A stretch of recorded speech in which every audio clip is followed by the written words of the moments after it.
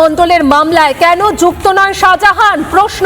মূল মামলায় কেন যুক্ত নয় মামলাকারী? প্রশ্ন বিচারপতি দেবাংশু বসাকের ডিভিশন বেঞ্চের।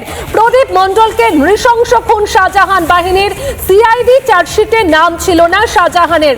সন্দেশখালী ফাইল, আবারও বলছি, সন্দেশখালী ফাইল, সেগুলো রিওপেন করতে হবে এবং সেটাই সিবিআই, আমি জানি না 6 বছর পরে দেবদাস মণ্ডল, ভাবতে পারছো দেবদাস মণ্ডল বলে একজন বিজেপি কর্মী, বিজেপি করার অপরাধে শেখ শাহজাহান এবং তার দলবল নাকি কুচি কুচি করে কেটেছিল অটোর মধ্যে, সেই বস্তা নিয়ে গিয়ে সেইটা পুকুরে ফেলে দেওয়া হয়েছিল মাগুর মাছ, যে হাইব্রিড মাগুর চাষ হয় সেই মাগুর মাছকে খাওয়ানোর জন্য।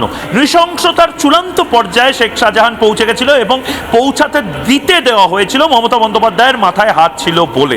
কিন্তু তারপরেও শেখ শাহজাহানের নামটা বাদ দিয়ে দেওয়া হলো, তারপরেও শেখ শাহজাহানকে যুক্ত করা হলো না মামলায়। এবং অদ্ভুতভাবে পদ্মা মণ্ডল, তাদেরকে ইন্টারোগেট করা, পদ্মা মণ্ডলের কনফেশন নেওয়া, মমতা বন্দ্যোপাধ্যায় এত জায়গাতে যান, মমতা বন্দ্যোপাধ্যায় এখানে কেন এলেন না, কেন সন্দেশখালীতে এদের সাথে দেখা করলেন না? আরে পদ্মা মণ্ডলেরও তো মুখ্যমন্ত্রী মমতা বন্দ্যোপাধ্যায়, পদ্মা মণ্ডলের মুখ্যমন্ত্রী মমতা বন্দ্যোপাধ্যায়, সেটা বোধহয় তৃণমূল মানতে চায় না।